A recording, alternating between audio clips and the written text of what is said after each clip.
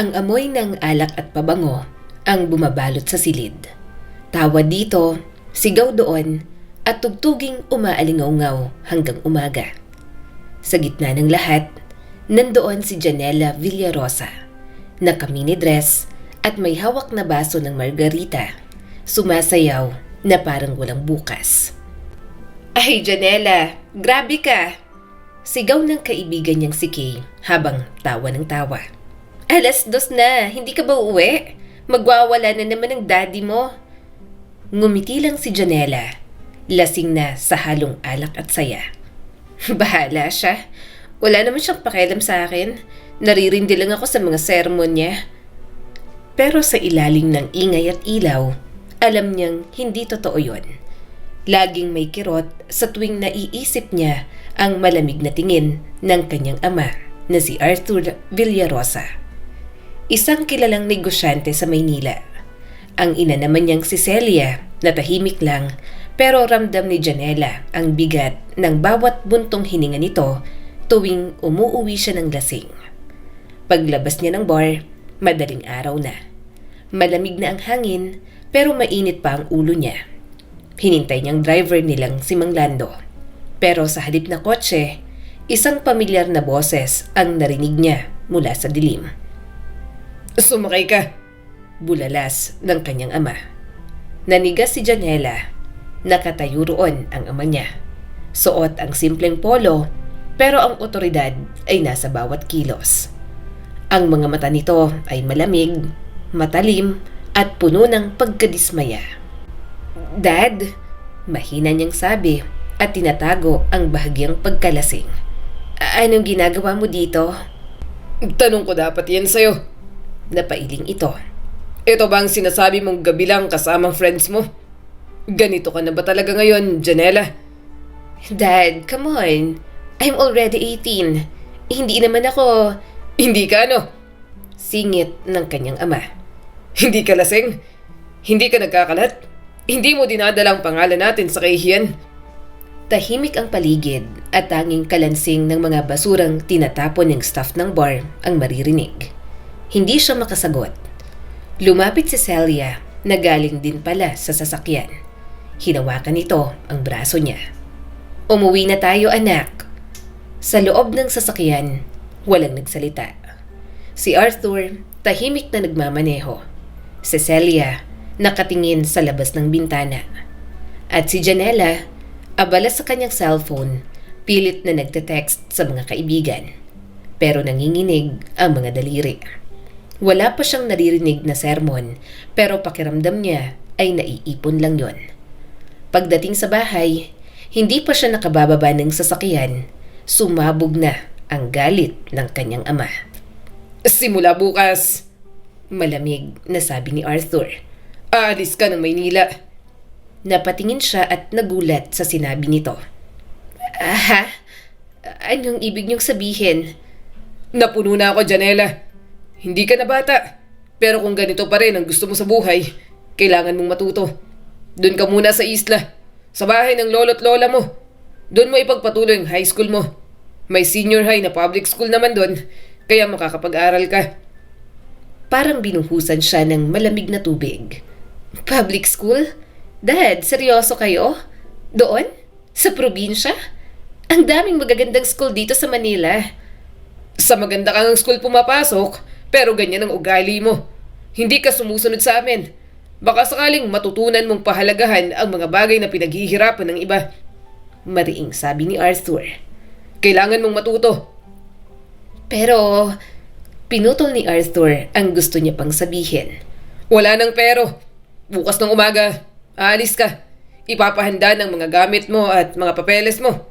Kapag hindi na kami busy ng mama mo, pupunta kami ron. Pero ngayon, mauna ka na muna. Hindi ka namin pwedeng hayaang lumalaking ganito. Baka magulat na lang kami isang araw. Salot ka na sa lipunan. Umawang ang bibig ni Janela. Hindi niya akalain na inaasahan ng mga ito na magiging salot siya sa lipunan. Kung makapagsabi, para bang sobrang magiging pariwara ang buhay niya.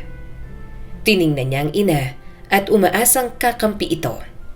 "Anak, Para ito sa kabutihan mo. Napatigil si Janela at pinigilan na lang ang sarili na makipagtalo. Kinabukasan, nagising siya sa ingay ng mga katulong na nag-aayos ng mga maleta.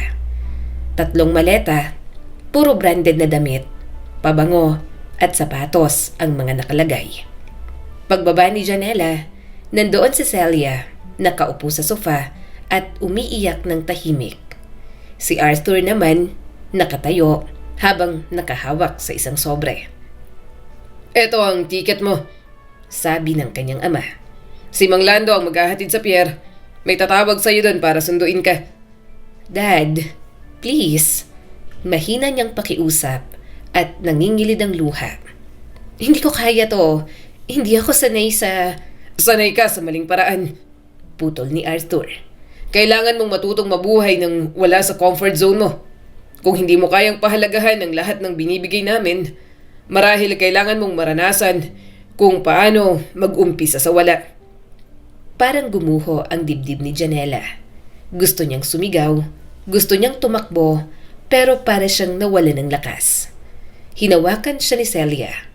Anak, sana maintindihan mo balang araw. Hindi namin ito ginagawa para parusahan ka. Ginagawa namin ito kasi gusto naming bumalik yung dating ikaw bago ka nagbago. Nagpakawala siya ng mapait na ngiti. Wala na yung dating ako, ma. Pinalitan nyo na. Pagkatapos nun, tumalikod na lang si Janela. Hindi na siya lumingon pa. Kung gusto ng mga ito na umalis siya, wala naman siyang magagawa doon.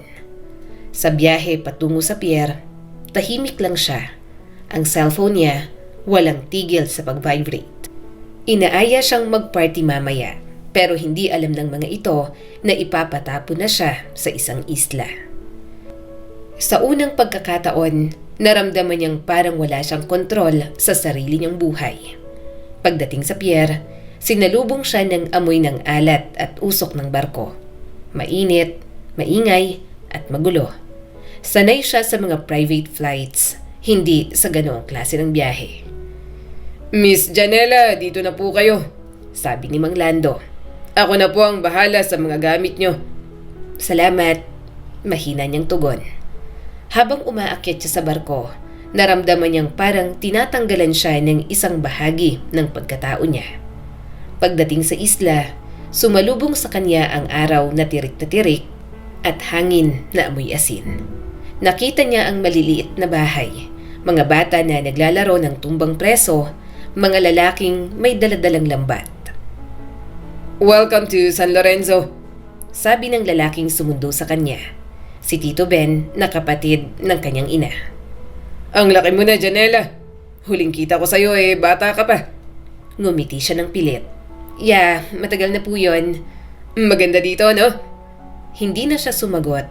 Maganda roon, pero hindi niya trip ang mga ganoong lugar. Hindi naman siya roon lumaki. Dinala ni Tito Ben ang mga gamit niya. Sige, halika na. Ihahatid na kita sa bahay. Sa loob ng maliit na tricycle, nakatingin lang siya sa labas. Ang tanawin, mga punong niyog, kabahayan, at mga batang walang tsinelas, parang pelikulang hindi niya gusto. Sa bawat kilometro, parang mas lumalayo siya sa sarili niyang mundo. Pagdating nila sa bahay ng lolo't lola niya, sinalubong si Janela ng matandang babae na may malambing na ngiti.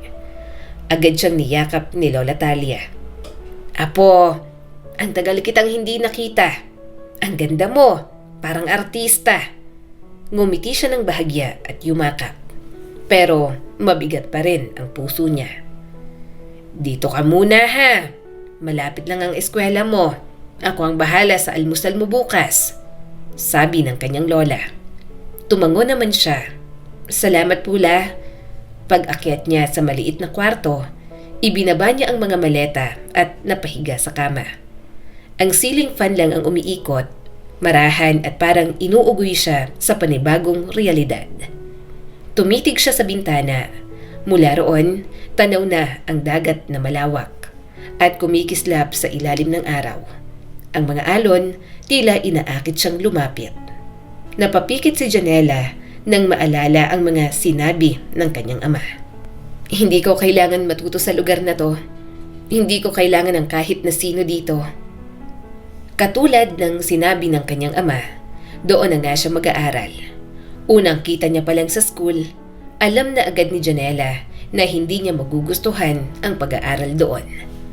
Mainit ang araw nang dumating si Janela sa campus.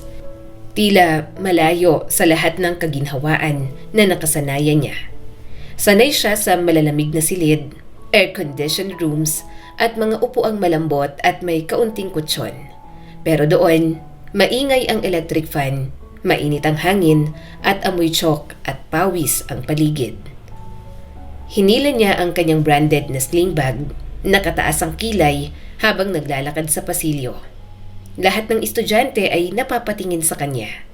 May halong pagkamangha at kuryosidad ang tingin ng mga ito. "Uy, bago yan," bulong ng isa.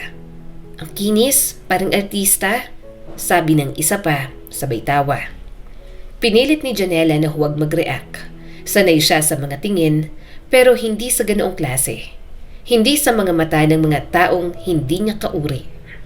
Pagpasok niya sa silid, agad niyang naramdaman ang katahimikan. Lahat ay tumitingin sa kanya. Isang lalaki ang nakatayo sa harap. Matangkad, moreno, at maayos ang postura sa kabila ng simpleng uniform. May hawak itong class record at ballpen. Hindi niya pinansin at dumiretso na lang sa bakanting upuan. Wala naman siyang kilala roon. Transferee siya, kaya napapatingin ang mga bago niyang kaklase. Umupo si Janela sa likod. Halos puro lumang upuan ang naroon. Tinitigan niyang blackboard na punong-puno ng sulat. Hindi gaya sa dati niyang school na may projector at whiteboard. Maya-maya, dumating na naman ang teacher nila. Dahil siya lang ang bago roon, napilitan siyang magpakilala. Paglabas ng klase, agad siyang pinuntahan ng 3 kaklase niya. "Hi, ako pala si Lara. Tapos siya si Miko at si Renz," pakilala ng isa, sabay ngiti. "Hi," mahina niyang sagot. "Ang ganda ng accent mo. Taga Maynila ka, di ba?" "Oo," simpleng tugon ni Janela. "Wow, dito ka na mag-aaral? Hindi ka na babalik sa city?" "Depende." Napansin niyang papalapit sa River at may dala pang folder. Villarosa. "Janela na lang," malamig niyang sabi. "Okay, Janela. Ilalagay na kita sa attendance." Tumango na lang siya. Sinabi ng iba nilang kaklase na si River ang kausap niya. Class president na mukhang walang balak magpakilala sa kanya. Wala naman siyang pakialam. Bago umalis si River sa kanyang harapan, nagsalita pa ito. "Sana next time, hindi ka late. 8 a.m. ang time dito at hindi 8:30. Swerte ka na hindi maagang pumunta si Mama Kino kanina. Pero kung hindi, mamarkahan kita sa absent kasi pumasok ka ng late." Umawang ang bibig ni Janela sa sinabi nito. Sasagot pa sana siya, pero tinalikuran na siya ng binata. Namuo tuloy ang inis sa dibdib niya.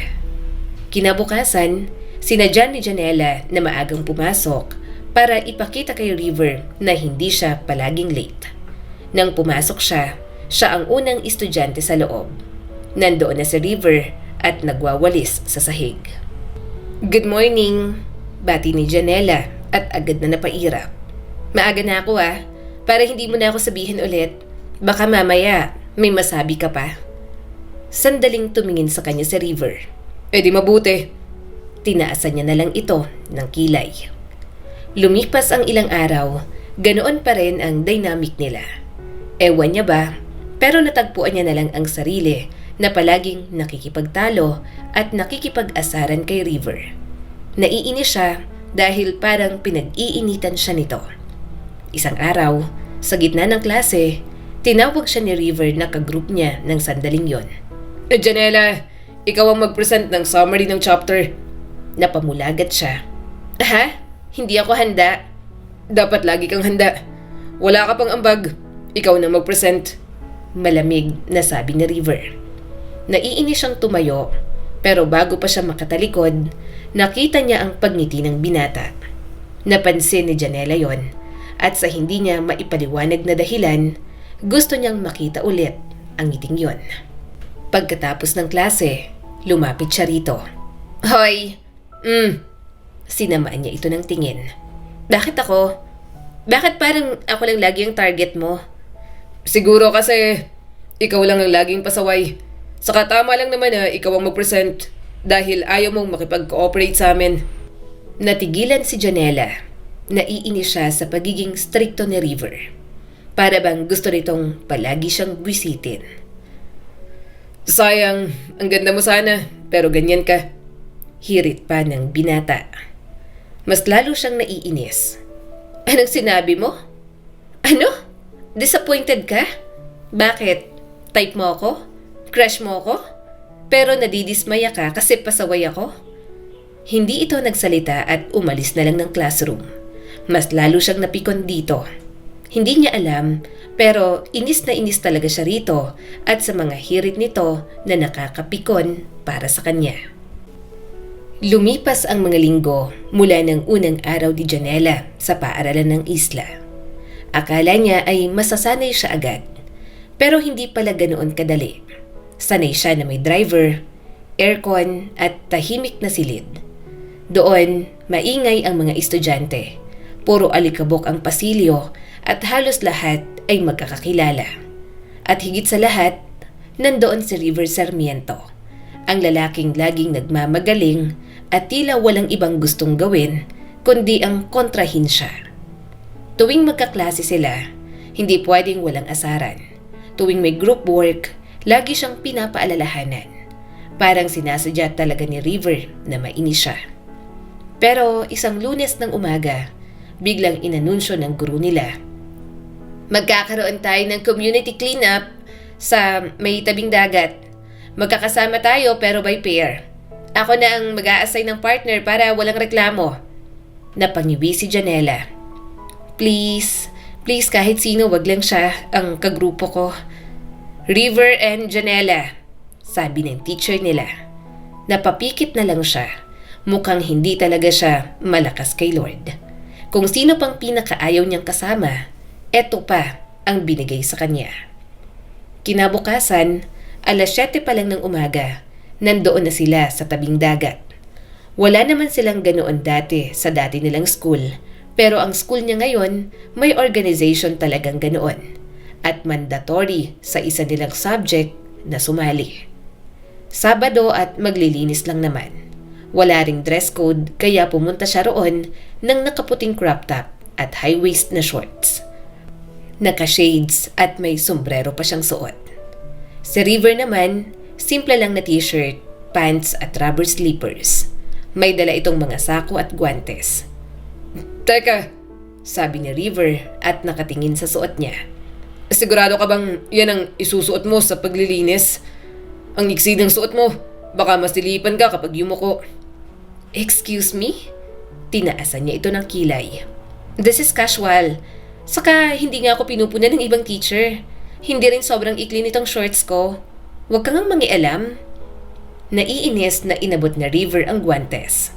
Suotin mo. Pinagdala kita at alam kong hindi ka magdadala. Maarte ka pa naman. Napapailing na lang niyang isinuot iyon. Parang mas marami pa silang mapagtatalunan kaysa ang maglinis. Pareho lang naman silang inis sa isa't isa. Habang naglilinis, pinilit ni Janela maging abala para hindi siya mapansin ni River. Ngunit kahit anong iwas niya, lagi silang nagkakasabay. Dahan-dahan dyan, sabi ni River habang nagbubuhat ito ng mga lumang bote. baka may bubog. Kaya ko to, River. Huwag mo nga akong kausapin. Aawayin mo na naman ako sa mga simpleng bagay. Ang petty mo. Huminga ito ng malalim. Hindi naman kita inaaway. Binibilinan lang kita. Hindi niya nalang pinansin. Nagiinit na ang kanyang mga pisngi dahil sa init. Kaya mas nag-focus na lang siya sa paglilinis para matapos na yon. Makalipas ang ilang oras, halos kalahati na ng dalampasigan ang nalinis. Maraming bata ang tumulong, pati ilang matatanda. Si River, kitang-kita niyang masaya habang nakikipagbiruan sa mga bata. Tinuruan pa nito kung paano maghiwalay ng mga basura. "Kuya River, tingnan mo, may starfish!" sigaw ng isa. Balik mo sa dagat Diyan siya nakatira. Sagot ni River at mahinang tumawa. Tinitigan ni Janela ang eksenang yon mula sa malayo. Hindi niya akalain na ganoon pala ito kapag hindi nakakunot ang noo. Halatang pagod na si River at pawisan, pero sa hindi maipaliwanag na paraan, ang tanawing yon ay parang malamig na simoy ng hangin sa dibdib niya. "Uy, Janela!" tawag ni Lara sabay ngiti. "Okay ka lang? Kanina ka pa tulala dyan?" Umawang ang kanyang bibig. Hindi Mainit lang." "Mainit? We, nahuli kita. Tinitingnan mo si River kanina. Away kayo ng away. Mamaya crush mo na yan." Kinunot niya na lang ang noo at hindi na nagsalita. Imposible yung mangyari. Hindi magkakaroon ng crush si Janela sa isang lalaking palaging nagsusungit sa kanya. Pagkatapos ng clean up, nagpahinga silang lahat sa lilim ng puno ng niyog. May libreng pansit at buko juice mula sa barangay. Ayaw niyang kainin yon, pero masarap naman nang tinikman niya. Wala rin naman siyang choice. Pumunta man siya sa ibang tindahan, ayaw niya rin ang ibang pagkain. "River, salamat sabi ng isang matandang mangingisda. Ang sipag mo talaga." "Wala yun, tay," sagot ni River sabay tulong sa pagbubuhat ng lambat. Tahimik lang si Janela at pinapanood ito mula sa tabi. Hindi niya maintindihan kung bakit parang unti-unting nabubura ang inis niya. Ang River na kilala niya sa classroom ay palaging seryoso at masungit. Pero ang nakikita niya ngayon ay isang mahinahon, magalang at mapagkalinga sa ibang tao. Maya-maya ay natapos na ito sa pagtulong. Inabot naman niya ang pagkain nito. Saglit na ngumiti sa River, umupo sa kanyang tabi at tahimik na kumain. Nang matapos kumain, pinayagan na rin naman silang umuwi na. Gusto niya sanang sumakay sa tricycle, pero napansin niyang naglalakad lang ang karamihan sa mga kaklase niya. Kaya naman, naglakad na lang din siya. Wala naman din siyang masyadong kaibigan, kaya si River na lang ang sumabay sa kanya. May mga pinsan naman siya roon, pero wala talaga siyang kaklose. Mailap din kasi si Janela sa ibang tao. Nakatingin siya sa dagat, kaya nagulat siya nang biglang hilahin ni River. Sobra siyang nabigla, kaya agad niyang nahampas ang dibdib nito. "Ano ba?" Sa unang pagkakataon, nakita niyang tumawa si River. "Hinila lang kita kasi matatapakan mo na yung tae ng kalabaw sa daan." Tiningnan niya naman yon at agad na nandiri. "Bakit may mga ganyang kalaking tae rito sa kung saan-saan?" Muling tumawa ang binata. "Siyempre, probinsya dito. Saka dumadaan sa mga kalsada ang mga kalabaw. Hindi naman natin pwedeng pigilan na tumai sila. Pero may naglilinis naman yan. Baka hindi lang nalinis agad." Hindi na lang sumagot si Janela. Inayos niya ang buhok na nililipad ng hangin.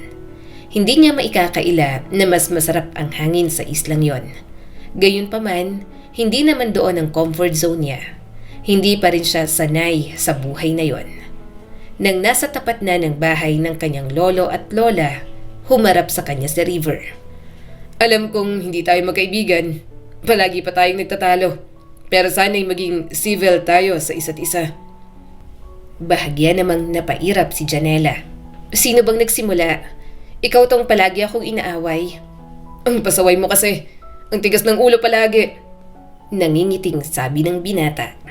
"Pero sige, hindi na kita aawayin palagi para maging magkasundo na tayo."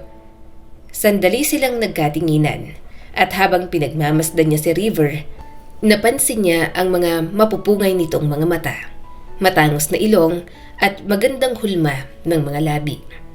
May malalim din itong mga biloy katulad niya. Doon niya napagtanto na lahat ng mga taga-islang nakita niya, gwapo pala talaga ito. "Sige na, umuwi ka na. Pasok na ako." Yun na lang ang huling sinabi ni Janela bago pumasok ng bahay. Sa mga lumipas na araw, sumapit ang tag-ulan sa isla. Pero bandang hapon, Biglang lumakas, lalo pa ang ulan, kaya nag-announce na wala ng pasok. Yun nga lang, at pahirapan ng umuwi. Mula sa classroom, rinig ni Janela ang malakas na hampas ng ulan sa bubong na yero. Malakas din ang hangin na parang nagwawala sa labas. "Huwag na kayong umuwi hanggat hindi humihina ang ulan. Delikado ang kalsada," saad ng kanilang guro bago lumabas ng classroom. Habang isa-isang nagsisialisan ang mga estudyante, naiwan si Janela sa loob at nililigpit ang mga gamit niya. Si River naman, abala sa pagsasara ng mga bintana at pagligpit ng mga upuan. "Hindi ka pa uuwi?" tanong niya habang pinupunasan ng bag. Baka bumigay yung daan papunta sa amin. Maghihintay muna ako hanggang sa tumila. Sagot ni River at saglit na tumingin sa kanya. Napalingon siya sa labas. Puro putik na ang daan. Napabuntong hininga siya. "Great, cancel nga ang klase. Pero mukhang mahirap umuwi."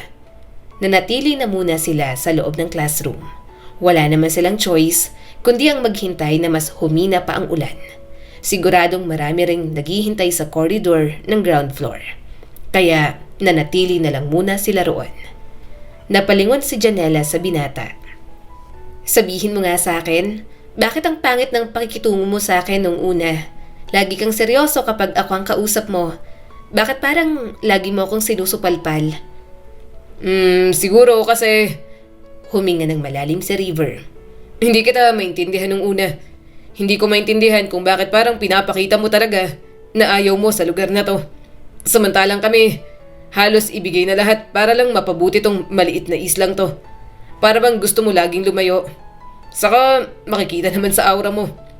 Maraming gustong makipagkaibigan sa'yo. Pero ikaw ang laging lumalayo. Biruin mo, ilang buwan ka na rito. Wala ka pa rin ka-close. Umiwas naman ng tingin si Janela. Guilty siya roon.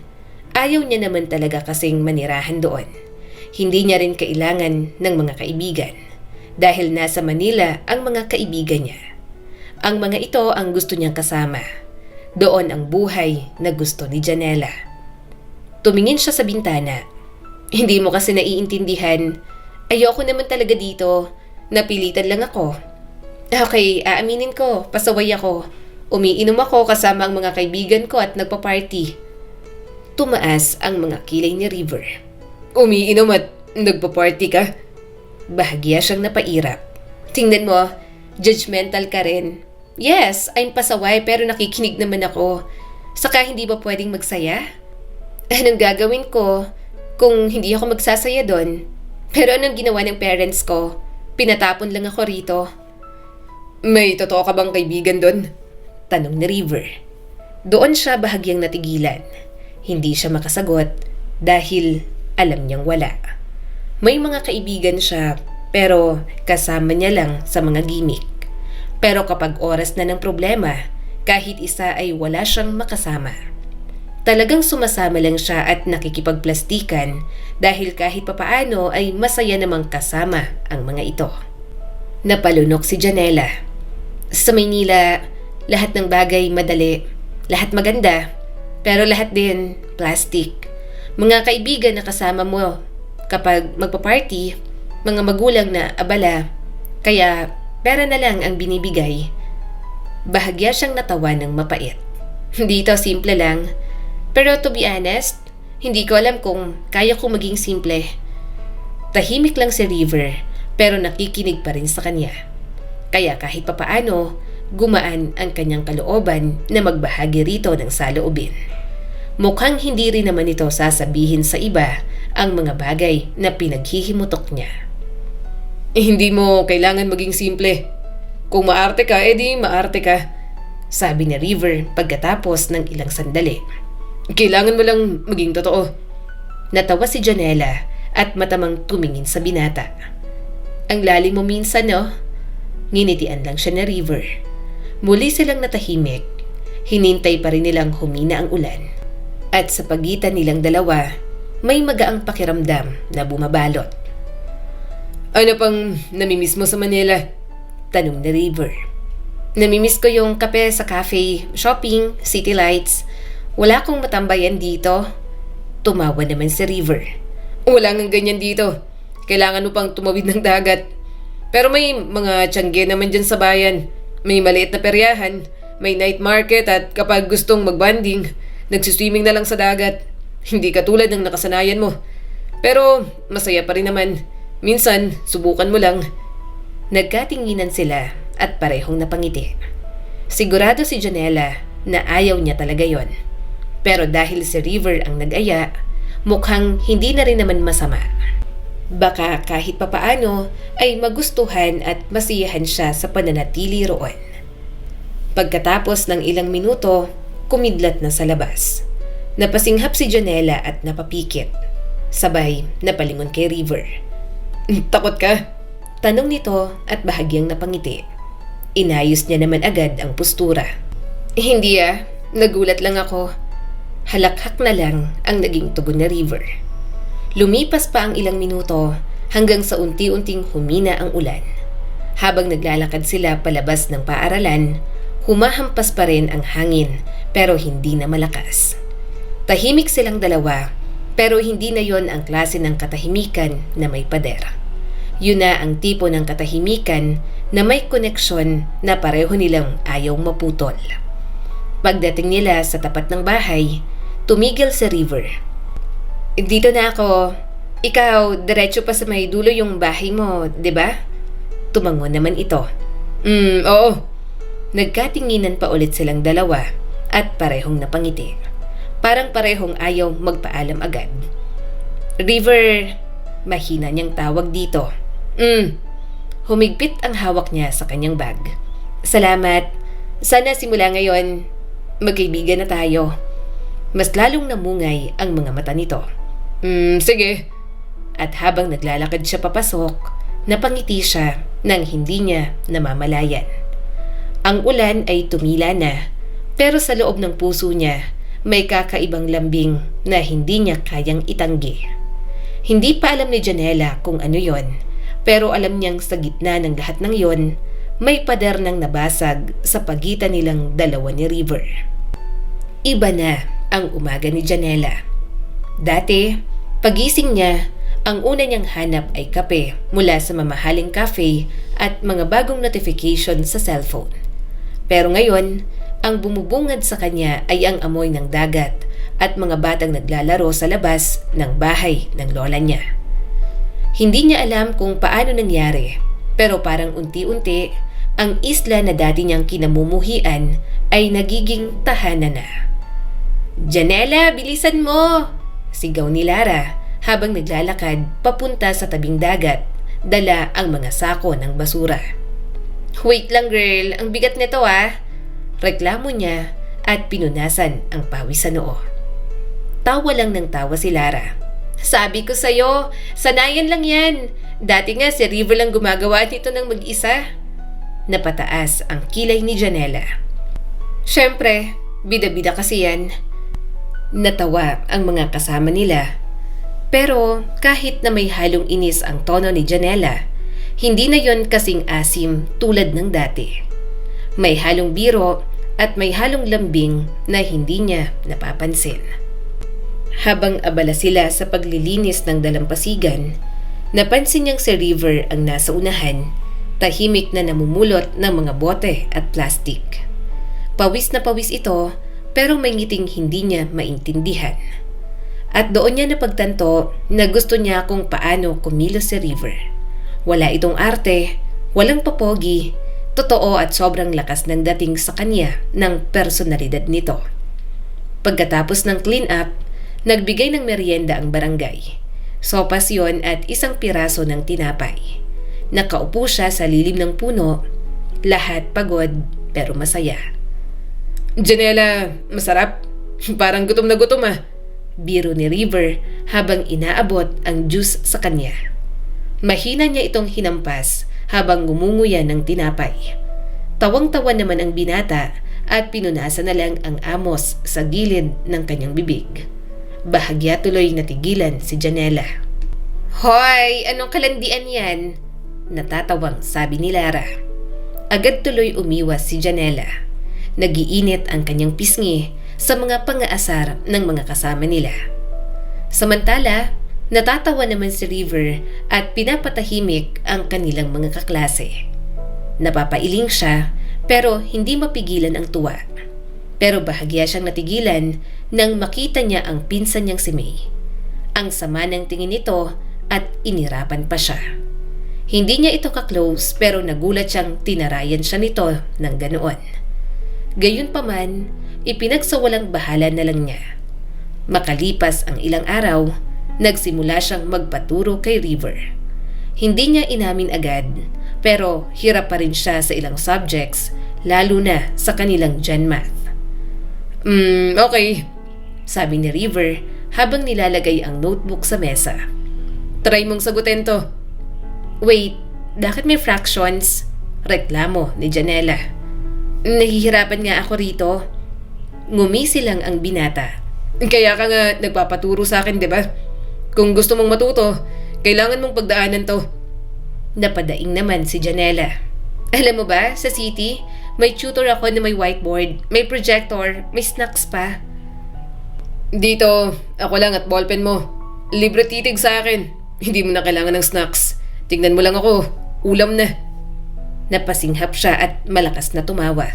Anong sabi mo? Grabe, hindi ko alam na may ganyan ka pala na side. Ngumiti si River at hinila siya para umayos ng upo. Naswerte ka. Sa'yo ko lang pinapakita ang side kong ganito. Kaya umayos ka na at makinig ka sa akin. Kaya kitang turuan sa mga bagay na hindi mo alam. Kapag nakatama ka, ililibre kita ng tusok-tusok at halo-halo. Kaya seryoso na. Baka hindi na rin ako makapag-focus sa pagiging cute mo. Napailing na lang si Janela. Wala silang kahit na anong direktang usapan. Pero ang pagkakaibigan na mayroon sila, alam ni Janela na higit pa roon. At walang kahit sino sa kanila ang gustong bigyan yon ng limitasyon. Habang nag-aaral, napansin ni Janela na matyaga si River magturo. Paulit-ulit, walang inis, kahit paulit-ulit din siyang nagkakamali. Hindi ko talaga gets tong slope na to, reklamo niya at halos iuntog ang ulo sa mesa. Relax ka lang, sabi ni River at mahinang tumawa. Tingnan mo to Kapag ganito yung linya, positive slope. Kapag pababa, negative. So parang mood swing ko lang? Oo, sagot nito at muli na namang natawa. Lumipas pa ang oras, pagsilip niya sa labas, papalubog ng araw.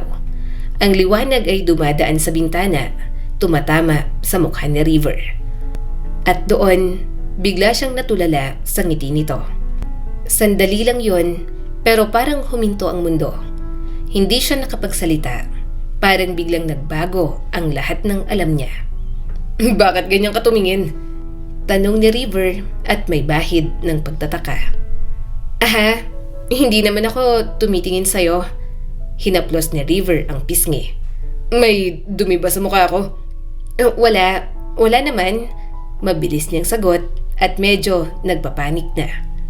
Ngumisi si River. So tinititigan mo nga ako. Hindi Nilapit nito ang mukha sa kanya. Sure ka? Napairap naman si Janela. River, one more word at guguhitan ko talaga ng pentalpen ng mukha mo. Malakas naman itong tumawa. Okay, peace. Pero habang nakayuko si Janela sa notebook niya, hindi niya maalis ang init sa pisngi niya.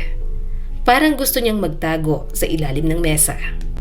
Pagkatapos nilang mag-aral, nilibre na nga siya ni River ng tusok-tusok at halo-halo.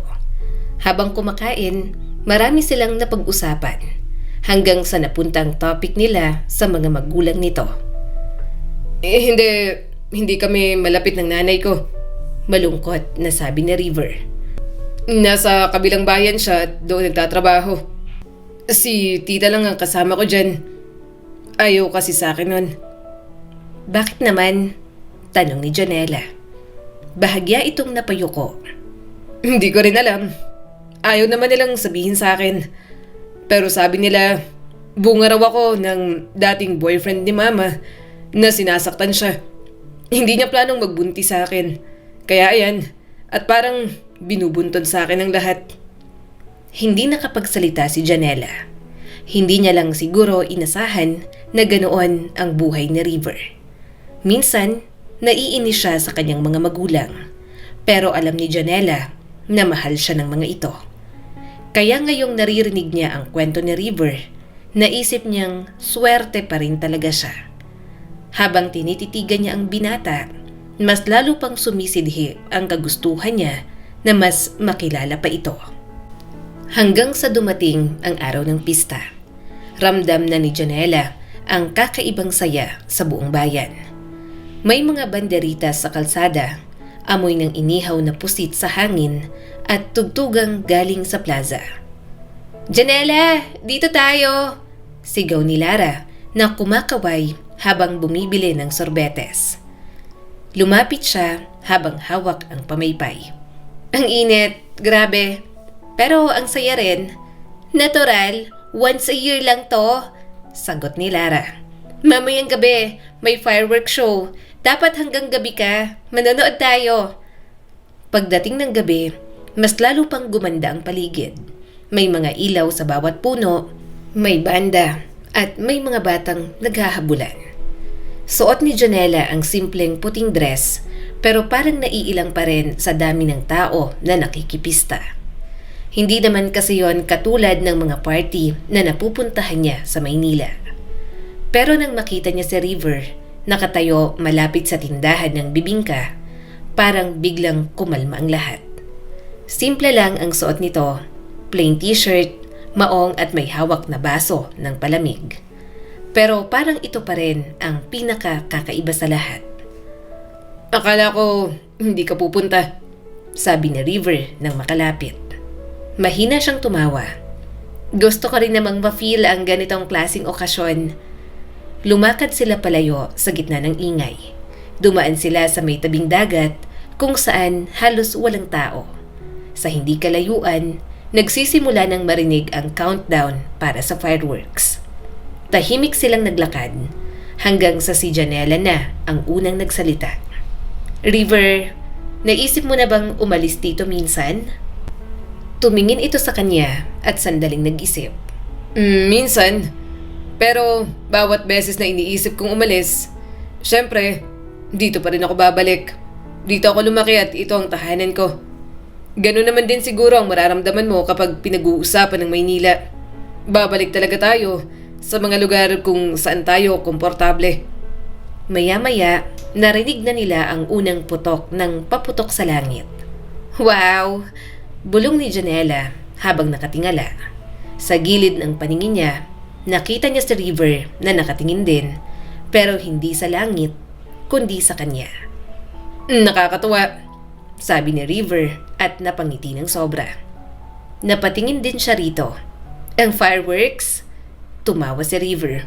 Hindi, ikaw. Dati akala ko wala kang pakialam sa ganitong mga bagay. Pero ngayon, parang mas totoo ka. Madali ka naman palang pasayahin. Hindi siya agad nakasagot. Ramdam niya ang mabilis na tibok ng puso niya. Parang sinasabayan ang bawat putok ng ilaw sa langit. Hindi na niya alam kung sino ang unang gumalaw. Pero naramdaman niyang naglapat ang mga labi nila. Mababagal, maingat, at parang nag-aalangan, pero may halo pa rin ng kasabikan. Paglayo nila, pareho silang natawa. Para silang mga batang nahuling naglaro ng bawal. "Ang weird," sabi ni Janela at hindi mawala-wala ang ngiti. "Pero gusto kita. Gustong-gusto na kita, River. Ikaw ang first kiss ko." Niyakap naman siya ng binata. At ikaw din ang magiging una ko sa lahat. Una natin ang isa't isa, Janela. Tumingin siya sa mga mata nito at doon napagtanto niya kung gaano kaiba si River. Hindi ito kagaya ng mga lalaking gusto lang patunayan na kaya siyang makuha. Hindi ito kagaya ng mga lalaking pinapasaya lang siya dahil trip lang. Pag-uwi ni Janela ng gabing yon, hindi siya makatulog. Paulit-ulit sa isip niya ang mga salita nito at ang simpleng halik na kanilang pinagsaluhan. Habang nakahiga, tinakpan niya ng unan ang mukha at pinipigilang ngumiti. Pero huli na, Alam niyang yun na ang simula ng lahat. At sa unang pagkakataon sa buhay ni Janela, naramdaman niya kung ano ang tunay na pag-ibig. Marami sa mga kaklase nila ang nakakaalam na magkasintahan na sila. Sa mga magulang niya, wala namang kaso kung magkaroon siya ng boyfriend. Hindi naman mapipigilan si Janela. Kampante rin siguro ang mga ito, lalo na at bantay naman siya ng kanyang tito at mga lolo at lola. Sumusunod din sa rules sa River at matagal nang kilala ng mga ito, kaya good shot na rin talaga sa pamilya niya. Bukod doon, mas matino pa yata kesa sa kanya si River, at siya ang mas bad influence. Bukod doon, pinakilala na rin siya ng kanyang nobyo sa tita nito. Hindi niya pa nakikilala ang mama ni River, pero at least nakakagalaw sila ng matiwasay na walang nagbabawal. 2 kutsara lang ng toyo, hindi 5 sandok, Janela.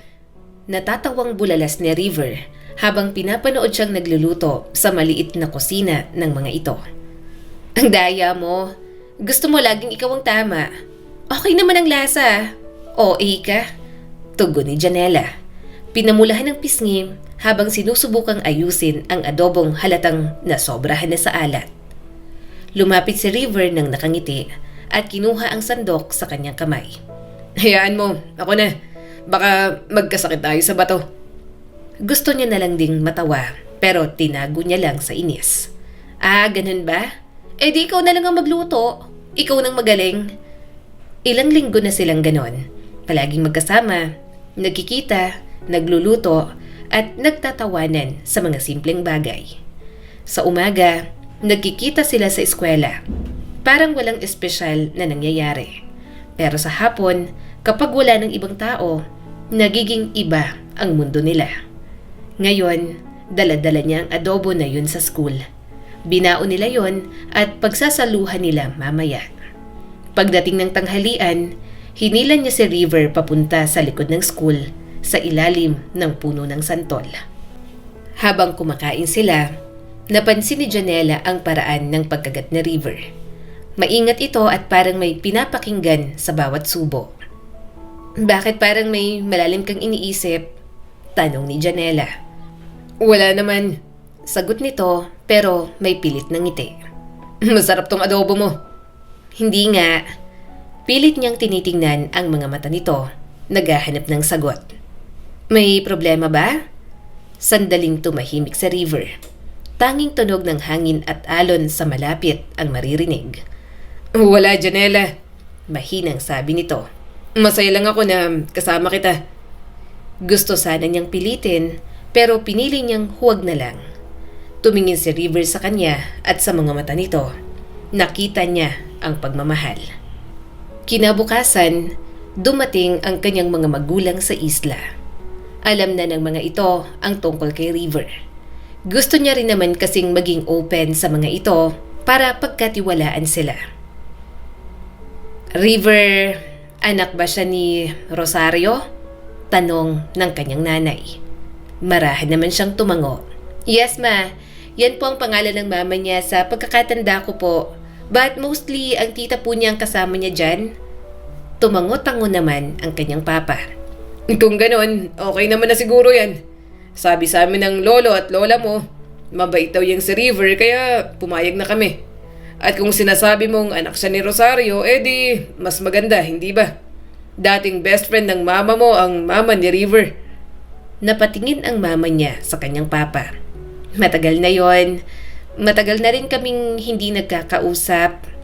Napasinghap naman si Janela sa impormasyong yon. Hindi nila yon alam ni River. Gayunpaman, kahit papaano ay magaan sa dibdib na malamang may koneksyon ang mga magulang nila noon. Maya-maya ay nagpaalam na rin na muna siya na aalis. May usapan kasi sila ni River at pagkarating sa kanilang tagpuan, agad siyang niyakap ng binata. Dinala siya nito sa tabing dagat, tinuruan siya nitong magpaandar ng maliit na bangka. Dahan-dahan lang, huwag mong iikot bigla. Sigaw ni River habang si Janela ay todo kapit at halos manginig sa kaba. River, ang bilis! Baka tumaob tayo. Tiwala lang, Hawakan mo yan ng maayos. Sumigaw siya, tumawa, tapos biglang natahimik nang maramdaman niyang nasa gitna na sila ng dagat.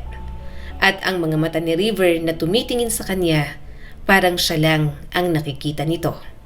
Tingnan mo, Bulong ni River. ang tahimik, di ba? Kaya minsan, kahit hindi mangingisda, pumupunta lang talaga ako sa laot. Napakapit si Janela sa kamay nito. Sana hindi matapos to. Ang saya-saya ko. Ngumiti si River at hinalikan siya sa mga labi. Maya-maya, pumunta sila sa katabing maliit na isla na hindi madalas puntahan. Doon sila nag-date at nagpalipas ng oras. Masaya sila pareho at parang walang iniisip na problema. Pero ang kaligayahang yon mukhang magkakaroon ng hangganan. Sa mga sumunod na linggo, naging mas tahimik si River. Hindi na ito madalas magbiro at madalas ay nakatingin lang ito sa malayo. Kapag tinatanong niya, laging sinasabing pagod lang at maraming iniisip. Gusto niyang tanungin kung anong iniisip nito, pero pakiramdam ni Janela ay hindi naman siya nito sasagutin. Isang gabi, naglakad silang magkasama sa dalampasigan. Madilim ang langit at tanging buwan at alon lang ang ilaw nila. River, mahina niyang sabi, may tinatago ka ba sa akin? Huminto ito sa paglalakad, ilang segundo bago ito sumagot. Janela, wala naman akong tinatago sa'yo. Marami lang akong iniisip. Napabuntong hininga si Janela. Palagi na lang yun ang sagot mo sa akin. Ano ba talagang problema? Magsabi ka naman sa akin. Mataman siya nitong tiningnan. Natatakot lang ako. Natatakot saan? Hinaplos nito ang kanyang pisngi. Natatakot akong mawala ka. Hindi niya alam kung ano ang ibig sabihin nun. Pero bago pa siya makasagot, lumapit si River at hinalikan siya ng mabagal. Parang isang pangako at paalam sa iisang sandali. Niyakap niya ito ng mahigpit. Parang doon niya kayang ipagsiksikan lahat ng tanong at takot na ipinapadama nito sa kanya. Lumipas ang ilang araw at dumating ang araw na hindi niya inaasahan. Hindi pumasok si River. Sinubukan niyang hanapin ito, pero wala ito sa bahay, maging ang tita nito. Kaya naisip niya na baka may pinuntahan lang. Ano ba naman tong si River? Tanong ni Janela sa sarili habang nakatitig sa cellphone. Hindi man lang nagsabi sa akin na may pupuntahan pala. Nang sumapit ang gabi, hindi talaga siya mapakali. Hanggang sa nakatanggap siya ng isang message mula sa binata. Sinasabi nito na mag-break na silang dalawa. Wala itong ibinigay na dahilan at hindi niya na makontak, kaya labi siyang nag-aalala. Tinadtad pa ni Janela ng messages. Hindi niya naman kasi matanggap ang pakikipag-break nito. Lalo pa at wala naman itong magandang dahilan. Hanggang sa isang araw, nag-text sa kanya si Lara. Sinabi nito na nakauwi na raw sa River. Agad siyang napabangon. Lalo pa at ilang araw na itong hindi niya nakikita at hindi sumasagot sa mga tawag niya. Marami siyang gustong linawin, pero sa bawat hakbang ni Janela papunta sa dalampasigan, may kaba siyang hindi maipaliwanag. Simula nang maging tahimik si River nitong mga nakaraang linggo, ramdam niya na may mali. Hindi na ito nagpapakita, hindi na rin sumasagot sa mga messages niya. Kaya ngayon, sinundan niya ang bulong-bulungan na nakita raw si River sa tabing dagat. Kasama ang pinsan niyang si May. Ayaw niya sanang maniwala, pero nang marinig niya ang tawanan sa malayo, doon na siya medyo natigilan. Pamilyar ang mababang tawa ni River sa kanya at kasabay ang boses na yon ng isang babaeng kilala rin ni Janela. Dahan-dahan siyang lumapit, nagtatago sa likod ng mga puno ng niyog at doon niya nakita si River at ang pinsan niyang si May. Magkadikit ang mga ito, nakaupo sa buhangin at bago pa man siya makapagsalita, hinalikan na ito ni River. Hindi yun halik ng pasasalamat, hindi halik ng pagkakamali. Yun ang halik ng taong may pinili na. Parang biglang huminto ang oras kay Janela. Ang hangin, Ang alon, parang lahat ay nawala para sa kanya. Tanging pintig ng puso niya ang naririnig na mabilis, magulo at sobrang sakit. Tumulo ang kanyang mga luha pagkatapos ng ilang segundong halik na yon. Napalingon si River na para bang alam nito na nandoon si Janela at nakamasid lang.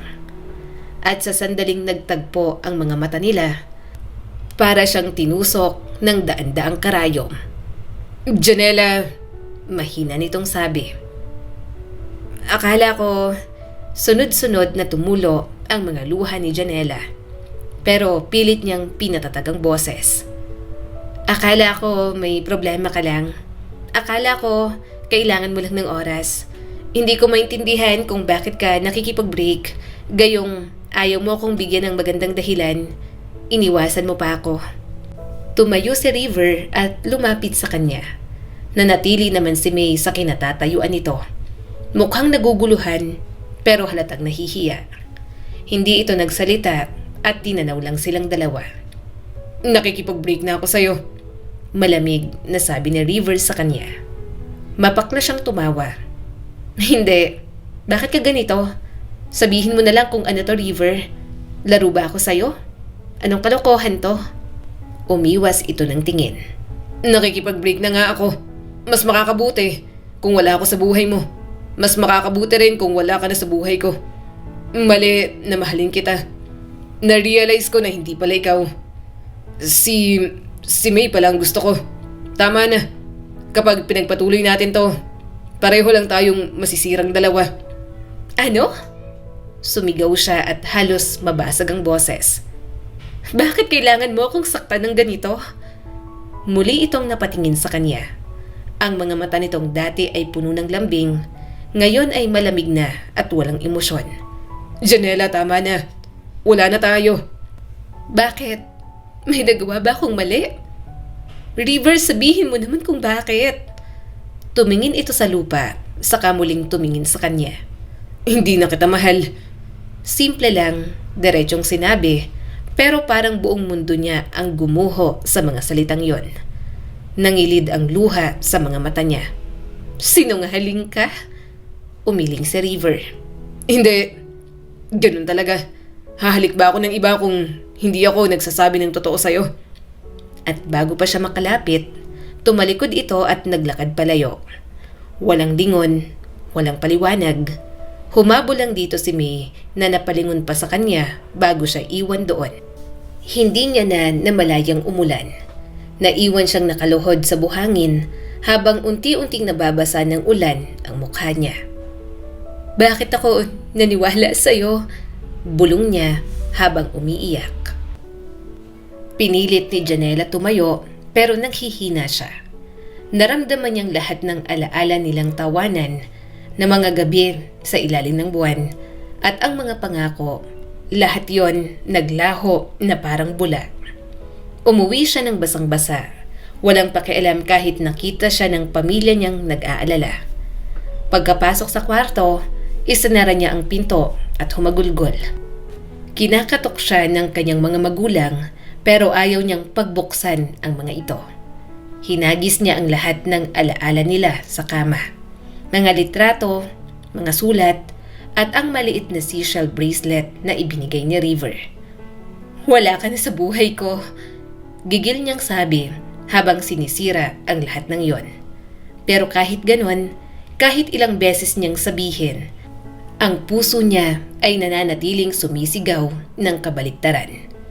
Mahal pa rin niya si River kaya sobrang sakit sa kanya ng ginawa nito. Kinabukasan, hindi siya pumasok sa graduation practice. Nagkulong lang siya sa bahay, umiiyak hanggang sa mapagod.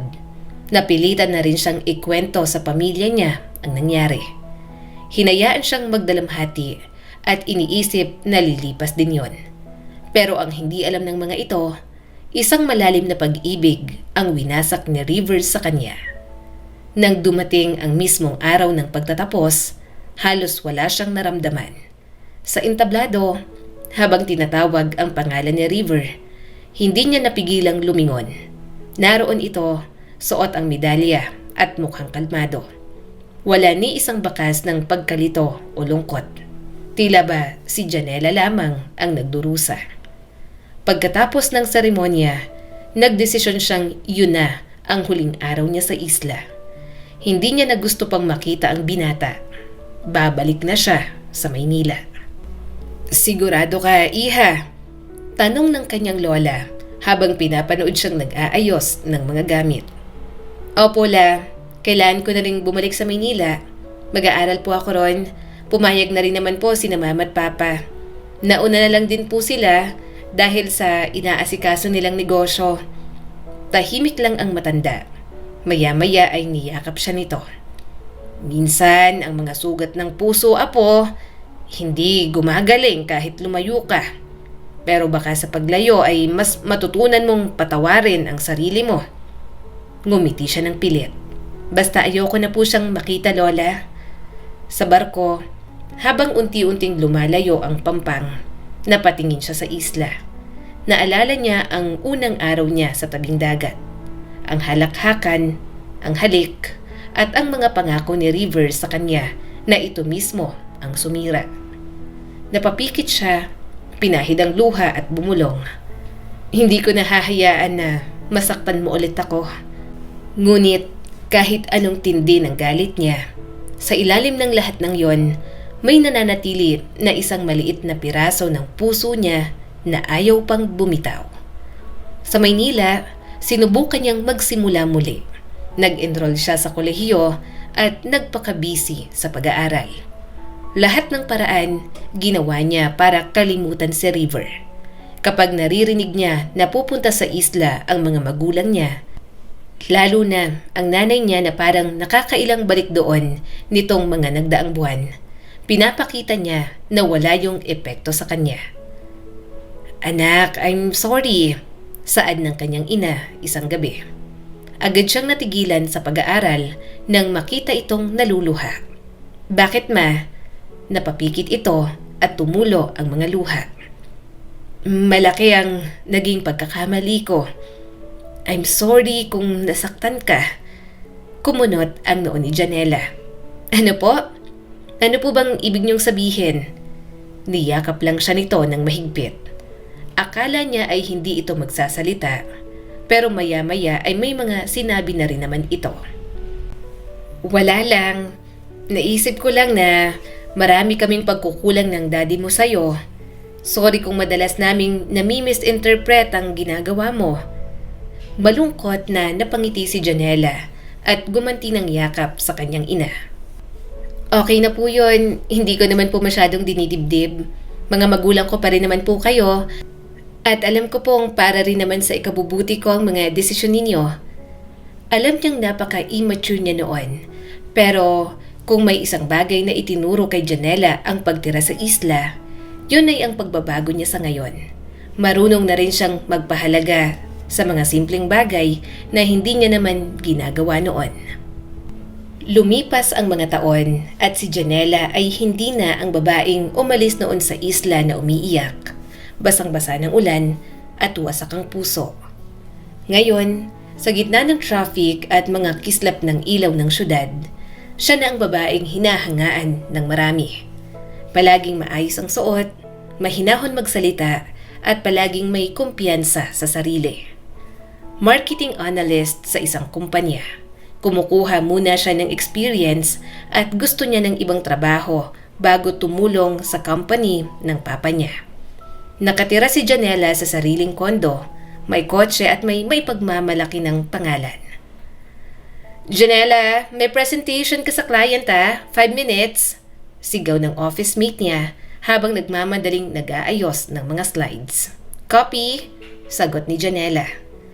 Sanay na siya sa ganoong buhay.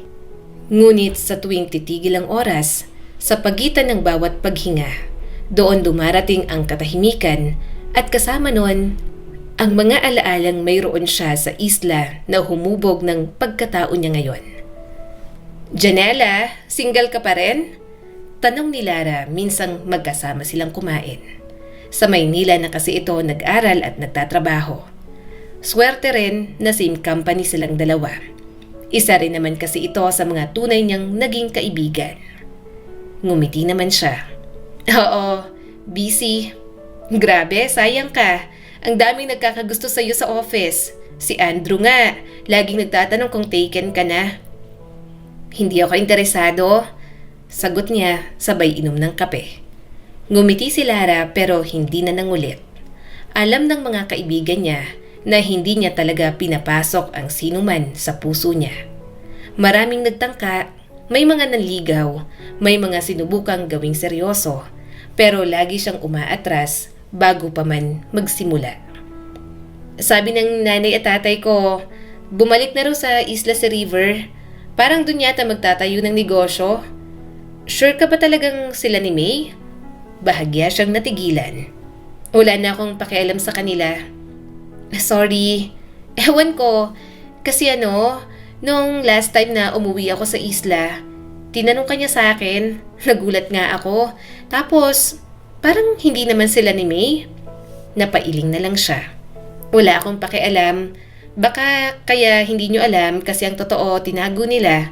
Alam mo, kahit ano pang ginagawa ni River ngayon, ayoko nang malaman pa. Last time niyang pumunta sa isla nang magkasakit ang kanyang lolo. Saglit na saglit lang siya roon. Mabuti rin at wala roon si River. O kung nandoon man, wala itong mukhang maiharap sa kanya. Si May, nakikita niya sa mga family gathering pero kung makatingin sa kanya, para bang siya pa ang gumawa ng masama. Hindi niya nalang pinansin, basta ang mahalaga, huwag nang magtagpo ang landas nila ni River at ayaw niya na itong makita pa. 1 taon pa ang lumipas, si Janela na ang nag-manage ng negosyo nila. Gusto na rin kasing magpahinga ng kanyang ama. Kaya hinayaan niya na. Ang mga magulang niya, yun at ginugugol na lang ang oras sa isla. Mas payapa raw kasi ang mga ito kapag nandoon. Bukod doon, nagkaroon din kasi ng matinding pag-aaway ang kanyang mga magulang na hindi niya alam kung ano ang dahilan. Kaya parang naging way ang pahingang yon para magkabati ang dalawa. Hanggang sa isang tawag ang kanyang natanggap. Si mama mo anak, may sakit.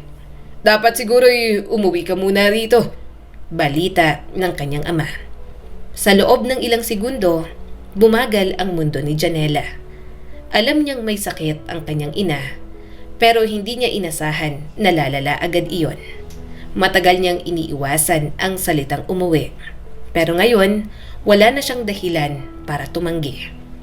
3 araw matapos ang tawag, naroon na siya sa isla. Ang lugar na minsang naging saksi sa lahat ng iniwasan niyang alaala. Pagdating sa lumang bahay nila, sinalubong siya ng amoy ng pagkain at ng hagikhikan ng mga kamag-anak. Si Janela, abay dalagang-dalaga na, bati ng tiyahin niya na si Tita Cora. Kailan ka ba mag-aasawa? Ngumiti siya ng pilit. Wala pa pong balak, masyado pa pong busy, magandang gabi po pala tita. Sa isang sulok, naroon ang kanyang mama na payat, maputla, pero nakangiti pa rin. Anak, mahinang tawag nito, sabay abot ng kanyang kamay. Lumapit siya at hinawakan ang kamay ng ina.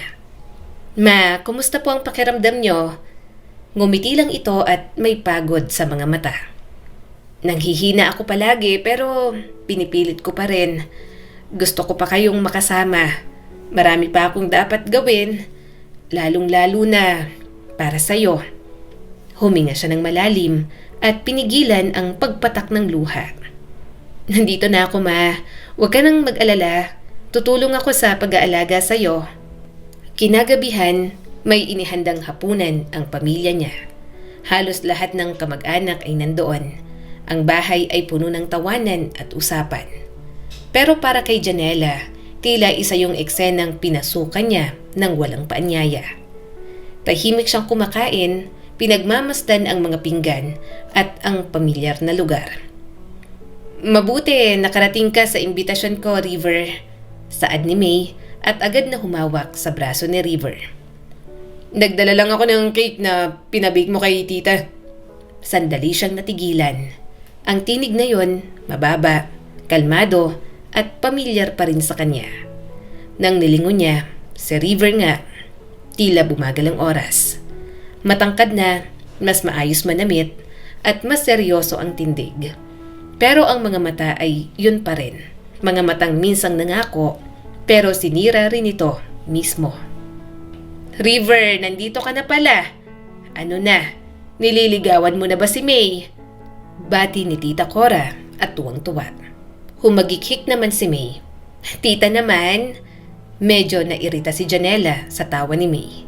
Pero hindi niya mapigilan ang pagkunot ng kanyang noo sa narinig. Nanliligaw? Bakit manliligaw si River gayong naghalikan na ang mga ito noon? Dapat nga, matagal nang may relasyon ng dalawa. Pero bago niya pa marinig ang sagot ni River, tumayo na siya at pumunta na muna sa banyo. Kailangan niyang pakalmahin ang sarili. Naging sila ni River, maaring alam ng ilang kamag-anak nila. At baka iniisip ng mga ito na simpleng relasyon lang yon. Na puppy love dahil high school students pa lang naman sila noon. Pero para sa kanya, malalim ang damdaming yon at matinding sakit ang iniwan sa kanya. Nang bahagyang kumalma, napagpasyahan niyang lumabas. Kung hindi lalabas si Janela, baka isipin ng mga ito na bitter siya. Ayaw niyang isipin ng iba, lalo na ni River na affected pa siya. Nang lumabas, saktong-sakto nahulog ang paningin niya kay River. Para bang kanina pa itong nag-aabang na lumabas siya ng banyo. At nang magtagpo ang paningin nila, agad itong napaayos ng upo at parang hindi mapakali. Simple na lang niyang iniwas ang tingin. Hindi niya nagugustuhan ang ginagawa nito. Kung tingnan siya ni River, para bang hindi siya niloko at pinakita sa kanya na nakipaghalikan ito noon kay May. Pagkatapos ng kainan, nagpunta siya sa balkonahe. Tahimik ang paligid at naririnig niya ang alon ng dagat. Ilang saglit pa, narinig niya ang mga yabag sa likod. Pwede bang tumabi? Boses yon ni River. Hindi siya lumingon, pero tumango siya ng bahagya. Pero parang nagwawala na ang kanyang puso. Hindi niya lang pinapahalata. Hindi ko inaasahan na babalik ka. Sabi nito ng mahinahon. Ni hindi ko rin inasahan, sagot niya rito. Pero bumabalik naman talaga ako and this time, magtatagal ako dahil kay Mama. Medyo natigilan si Janela. Hindi niya inasahan na makakapag-usap sila ng ganoon ni River. Siguro, determinado lang siyang ipakita na hindi siya nasasaktan, na naka-move on na siya. Pero yun ba talagang totoo? Kaya niya ba talaga yon? Janela! Tawag pa nitong muli sa kanya. Pero agad niya itong pinutol. Huwag mo nang simulan yan. Seryoso niya itong tiningnan. Hindi ko alam kung bakit lumapit ka pa sa akin at kinakausap mo ako ng ganito. Hindi ka na nahiya. May girlfriend ka na, diba? Wala nang kailangan pag-usapan. Huminga ito ng malalim. Hindi ko naman girlfriend si May. Hindi ko rin siya nililigawan. Bahagya naman siyang natigilan. Tumaas ang mga kilay ni Janela.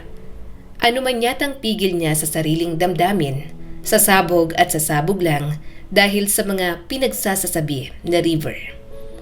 Wala akong pakialam, mariin niyang sabi. Hindi girlfriend? Hindi nililigawan? Ano bang akala mo sa akin? Magpapauto sa'yo? Hinalikan mo mismo sa harap ko. Sige, ganito. Hindi mo girlfriend pero kafubo mo? Hindi mo girlfriend pero kinakama mo. Mataman siyang tiningnan ni River. Wala kaming relasyon. Alam kong mali ang ginawa ko noon pero wala talaga kaming naging relasyon. Walang naging ibang babae pagkatapos mo. Walang... Pwede ba? Tumigil ka na? Malakas niya itong itinulak at agad naman itong nadala na para bang naghihina. Hanggang ngayon, sinungaling ka pa rin? Sinabi ko nang wala akong pakialam pero tuloy ka pa rin. Sinasabi mong walang babae pagkatapos ko, gayong hinalikan mo si May? Tama na! Ayoko na sa'yo. Hinding-hindi na ako magpapaloko. Magsama kayo ni May at bagay naman kayo. Naluluha na si River at parang gusto niya siyang abutin. Gusto kong ipaliwanag sa'yo, pero ayokong pangunahan ng... Pinutol agad ni Janela ang gusto nitong sabihin. Matagal na akong nakamove on, River. Matagal na akong natutong mabuhay nang wala ka. Hindi ko kailangan ng mga paliwanag mo dahil malinaw sa akin ang mga nangyari noon. Bago makapagsalita ulit si River, umalis na siya sa balkonahe. Kaso, natigilan siya nang makasalubong naman si May. Masama ang tingin nito sa kanya. Epal ka talaga kahit kailan? Saad ng dalaga. Kaya ka siguro bumalik dito para lang makasalamuha mo ulit si River. Tumawa siya ng mapakla. Anong sinabi mo? Mukha ba akong may pakialam kay River? Kung nag-aalala kang lapit ng lapit sa akin, pagsabihan mo. Ayoko naman siyang makita at makausap. Alam mong nandito ako tapos pinapunta mo. At saka kung takot na takot kang lapit ng lapit sa akin yung si River, itali mo sa leeg. Gawin mong aso mo. Wala akong pakialam. Bago pa makasagot si May, tinalikuran niya na lang ito. Ayaw niyang makipagtalo. Ayaw niya na ng koneksyon sa mga ito. Matatanda na sila at ilang taon na ang lumipas para pagtalunan pa. Ang mga bagay na dapat ay nasa nakaraan na. Minsan, akala ni Janela madali lang ang pag-iwas. Akala niya sapat na ang ginagawa niya. Pero sa isang maliit na isla tulad ng San Felipe, imposible ang hindi magtagpo ang mga landas nila. Lalo na kung ang taong gusto niyang iwasan ay tila laging naroon sa bawat kanto ng mundo niya. Janela, anak, si River dumaan kanina. Bungad ng kanyang mama habang nilalagyan niya ng mainit na pamunas ang noo nito. Napatingin siya rito at hindi makapaniwalang binanggit nito ang binata. Si River po? Oo. Mahina ang tinig ng kanyang ina pero may lambing at parang tinitingnan kung ano ang kanyang magiging reaksyon. Naghatid ng prutas. Mabait talaga siya simula pa noon. Umiling si Janela at pilit na pinakalma ang sarili. Hindi maintindihan kung bakit parang naging malapit ang kanyang ina kay River. Hindi mo naman po kailangan tanggapin lahat ng tulong niya, ma. May pera naman tayo. Kaya rin namang iutos sa iba kapag may gusto ka pong ipabili o ipagawa. Hindi na nagsalita ang kanyang ina. Malungkot na lang itong napangiti at hinaplos ang kanyang braso. Niyakap niya naman ito at hinalikan sa noo. Hindi niya alam kung bakit parang may bumabagabag dito. Pero mas pinili niya na lamang na magpahinga kaysa tanungin ito tungkol doon. Kinabukasan, pumunta siya sa palengke para bumili ng mga gulay. Suot niya ang malaking salamin at sombrero na parang panangga laban sa mundo. Pero kahit ganon, narinig niya pa rin ang pamilyar na boses ni River. Janela? Parang tinusok siya sa likod. Paglingon niya, nandoon si River na nakatayo sa tapat ng tindahan ng isda.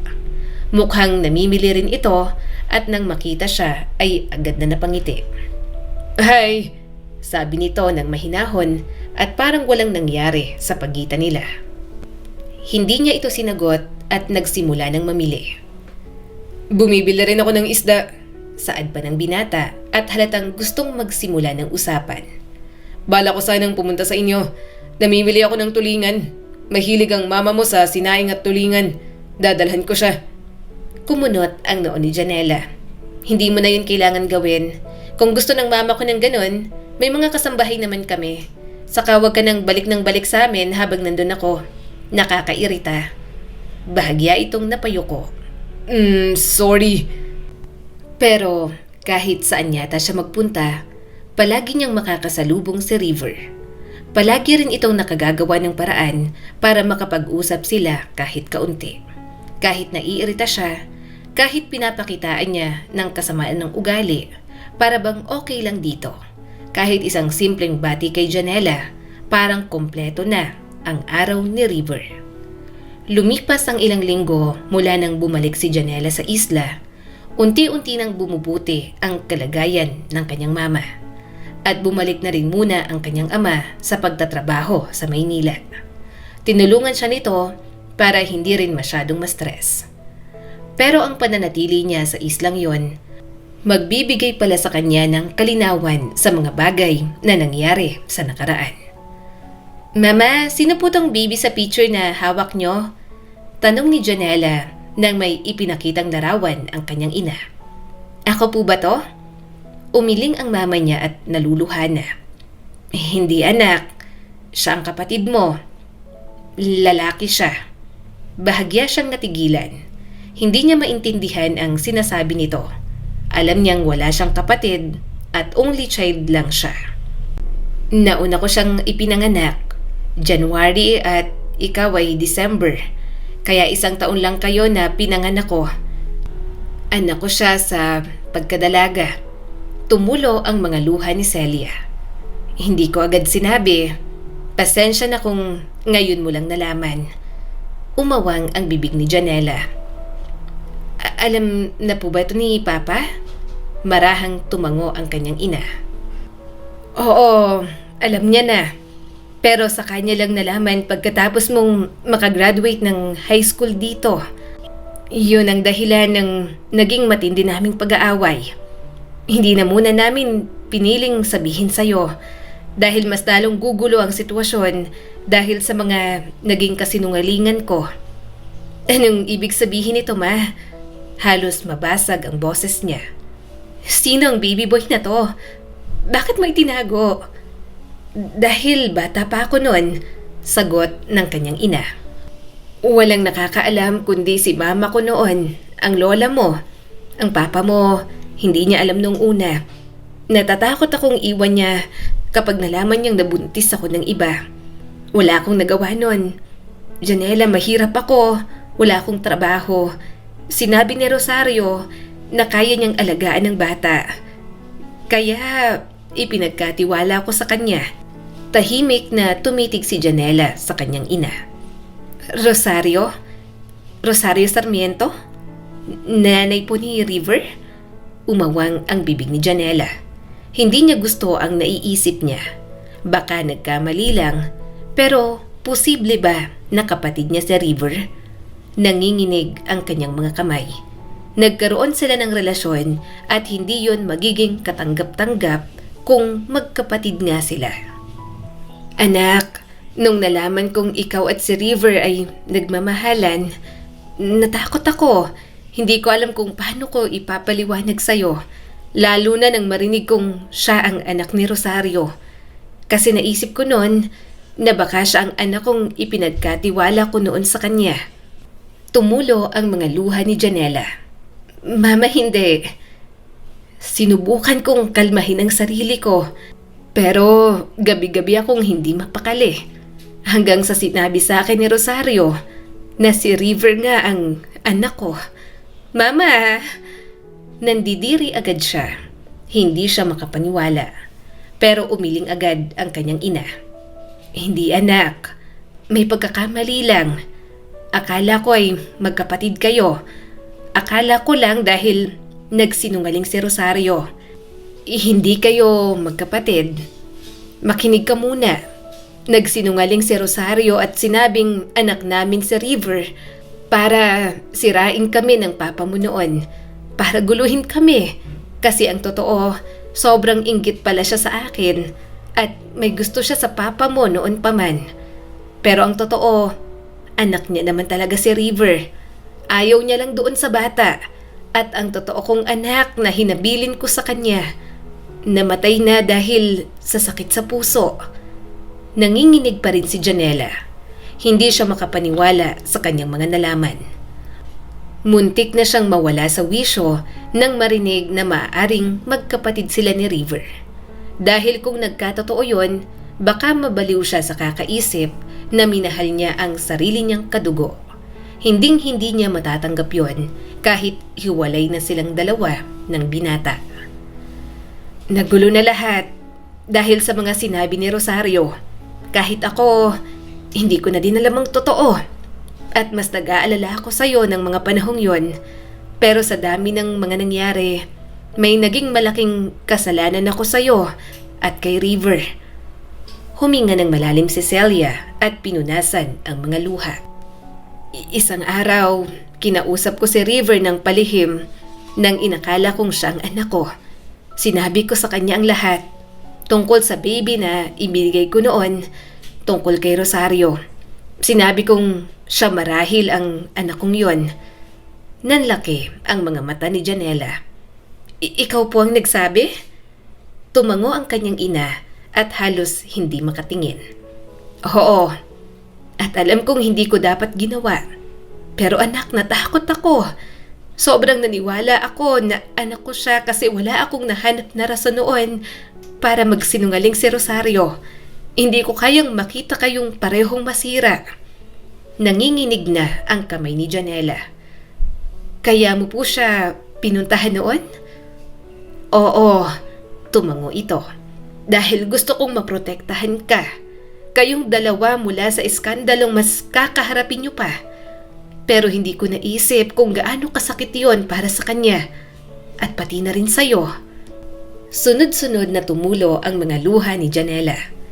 Ngayon niya napagtagpi-tagpi kung bakit umiwas sa kanya noon si River. Marahil ay gulong-gulo ito noon na isiping magkapatid sila pero nagmamahalan sila sa ganoong paraan. Hindi ko alam kung paano kayo naghiwalay noon ni River, pero isa lang ang sigurado. Hinawakan nito ang kanyang kamay. Iniwan ka niya, hindi dahil hindi ka na niya mahal. Mahal ka ni River. Alam kong hanggang ngayon mahal ka pa rin niya. Nang makumpirma ang totoo, hindi na lang din siya muna ng gulo. Binigyan ka niya ng panahon, kaya sana ngayong lumalapit siya sa'yo, huwag kang magtaka at sana'y mabigyan mo pa ng pagkakataon, anak. Mama, hindi naman po yun ganun kadali. Mahinang humikbi si Janela. Bakit hindi niyo po sinabi sa akin? Bakit? Umiling ang kanyang ina at pinunasan ang mga luha niya. Si River ang humiling nun. Sinabi niya na magulo ang pamilya natin at kung malalaman mo pa ang inakala naming magkapatid kayo, baka hindi mo kayanin. Pumayag ako kasi nakita kong mahal na mahal mo si River at alam kong masasaktan ka ng sobra. Nang makumpirma na nagsisinungaling lang naman pala si Rosario, gusto ko na magkaayos ulit kayo ni River. Pero siya na ang tumanggi at sinabi niyang nag-aaral ka. Ayaw niyang bumalik sa buhay mo habang inaayos mo pa ang sarili mo. Parang dinudurog ang kanyang puso. Hirap na hirap pa rin siyang tanggapin ang lahat. Hindi niya yon lubos na maisip, lalo pa at ibang dahilan ang alam niya sa mga nakalipas na ilang taon. Kaso mama, hindi ko po alam kung kaya ko pong bumalik sa kanya. Nakita ko po siyang hinahalikan si Min noon, kaya po kami naghiwalay. Bumaha ang lungkot sa mga mata ni Celia. Nabanggit niya yun sa akin, pero sa parting yon, kayong dalawa ang hahayaan kong mag-usap. Kaya sana'y hayaan mong makapagpaliwanag siya. Pagkatapos nun, hinayaan niyang magpahinga ang kanyang ina. Gayunpaman, nang siya na ang magpapahinga, hindi niya naman magawa. Labis niyang pinag-iisipan ang mga nangyari. Pero sa tuwing naaalala niya ang huling tagpo na nakita niya noon si River kasama si May, parang winawasak na naman ang puso niya. Hindi siya mapakali, hindi mapanatag ang puso, kaya kahit gabi na, pumunta na muna siya sa tapat ng dalampasigan. Ilaw lang ng poste at liwanag ng buwan ang tanging liwanag doon.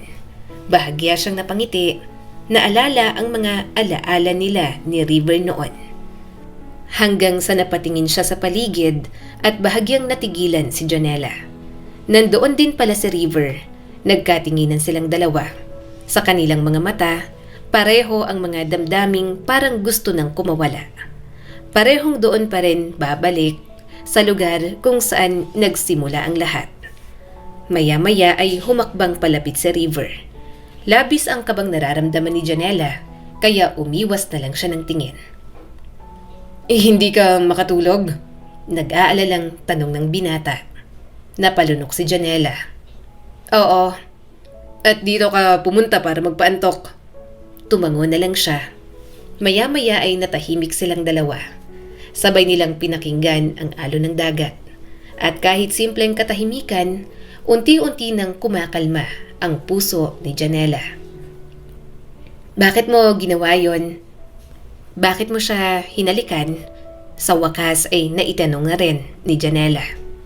Napakagatlabi si River at hindi inaalis ang tingin sa kanya. I'm sorry. Wala naman talaga sa plano ko yun. Gusto ko lang makipag-break sa'yo at itulak ka palayo. Pero hindi ko alam kung paano gagawin. Mahal na mahal kita kaya mahirap sa akin ang iwan ka. Nang nandun ako, lumapit lang sa akin si May. Umamin siya sa nararamdaman sa akin. Wala akong pakialam dun. Tinanggihan ko siya pero nang dumating ka, naduwag ako. Hindi ko na alam ang gagawin ko. Kaya hinalikan ko siya para magkaroon ako ng matibay na dahilan para ayawan mo ko. Tumulo na naman ang mga luha ni Janela. Dahil gusto mo akong itulak palayo kasi akala mo magkapatid tayo? Bumagsak na rin ang mga luha ni River. Ayokong ipaalam sa'yo. Kung ako nga, parang mababaliw na kakaisip na magkapatid tayo. Paano ka pa? Ayokong maramdaman mo yun. Gusto kong matapos tayo sa ibang dahilan kaysa sa dahilang akala natin ay totoo. Pero sana naging totoo ka pa rin sa akin. Sana pinaalam mo. Hindi yung ganito na kahit gusto kitang patawarin, paulit-ulit pa rin sa isip ko na hinalikan mo si May. Hindi niya na napigilang sabi rito. Umalpas ang hikbi sa bibig nito. I'm sorry. Alam kong hindi na mababawi yun. Gulong-gulo ako. Bata pa ako at galit na galit ako sa nanay ko na nagawa niya sa atin yun. Pero mahal kita. Mula nun hanggang ngayon, mahal na mahal pa rin kita, Janela. Walang ibang babae. Hindi si May, hindi iba. Wala, ikaw pa rin. Ikaw pa rin ang hinahanap ko hanggang ngayon. Tinakpan ni Janela ang mukha nang hindi niya na mapigilan ang paghagulgol. Nanginginig ang kanyang mga balikat. Parang lahat ng pinigilan niyang sakit, doon lang lumabas lahat. At nang niyakap siya ni River, hindi niya na napigilang yakapin ito pabalik. Mahal na mahal kita. Hindi pa rin nagbabago. Ikaw pa rin. Umiiyak na bulong ni River sa kanya. Sorry sa mga nagawa ko. Please, isa pang pagkakataon. Isa pa, Janela. Hindi ko nasasayangin. Babawi ako sa'yo. Mamahalin kita ng buong buo. Hindi na siya makapagsalita ng maayos. Tumango na lang siya. Ramdam niyang napanatag si River sa kanyang sagot at mas naging mahigpit pa ang yakap. Simula ng gabing yon, nagkabalikan na silang dalawa. Naluha sa tuwa ang kanyang ina nang malaman yon. Boto rin naman ang papa niya kaya walang problema. Pati mga kaibigan nila noong high school, tuwang-tuwa na sila na ulit. Yun nga lang, kung may taong ayaw ng mga nangyayari, walang iba kundi si May. Pinag-usapan din ito ng ilang kamag-anak nila. Lalo na at pinagkakalat nito na nililigawan ni River. Pero mas maliwanag pa sa sikat ng araw na siya ang mahal ni River at pakakasalan pa nga. Dahil sa kahihiyan, umalis ng isla si May at naghanap ng trabaho sa ibang lugar. Ang dami nang nagbago, no? Bulong ni River habang nakatingin sa langit at naglalakad sila sa baybayin. Parang kahapon lang, dito rin tayo naglalakad pero hindi pa tayo sigurado kung mamahalin natin ang isa't isa. Ngumiti si Janela at tinitigan ang papalubog na araw. Noon, akala ko pag nasaktan ka, tapos na agad ang lahat. Pero ngayon, alam ko na may mga sugat na hindi kailangang takpan. Kailangan lang talagang harapin. Hinaplos ni River ang kanyang kamay. Naalala ko pang gabi na pareho tayong nangarap dito.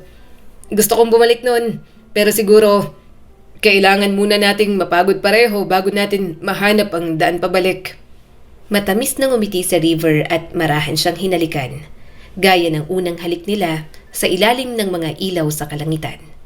Natatakot pa rin si Janela, marami pa rin siyang pagdududa. Pero ganoon yata talaga kapag nagmamahal. Mama! Papa! Tawag ng kanilang anak habang akay ng lolo nito. Wait lang po! Mahina silang natawa ni River nang maghiwalay ang kanilang mga labi. Maya-maya ay sinalubong na sila ng kanilang anak. Agad itong binuhat ni River at itinakbo sa dalampasigan. Muling tumawa si Janela. Masaya niyang pinagmasdan ang kanyang mag-ama. Hindi nila binura ang nakaraan, ni hindi nila sinubukang baguhin. Pero tinanggap na lamang nila na parte yon ng kanilang kwento. At sa pagtanggap na yon, doon muling isinilang ang pag-ibig, na pagkatapos ng lahat ng unos, babalik pa rin ang pagmamahalan na sinubok ng panahon. Ang kwentong ito ay nagpapaalala sa atin na hindi natin kayang baguhin ang nakaraan.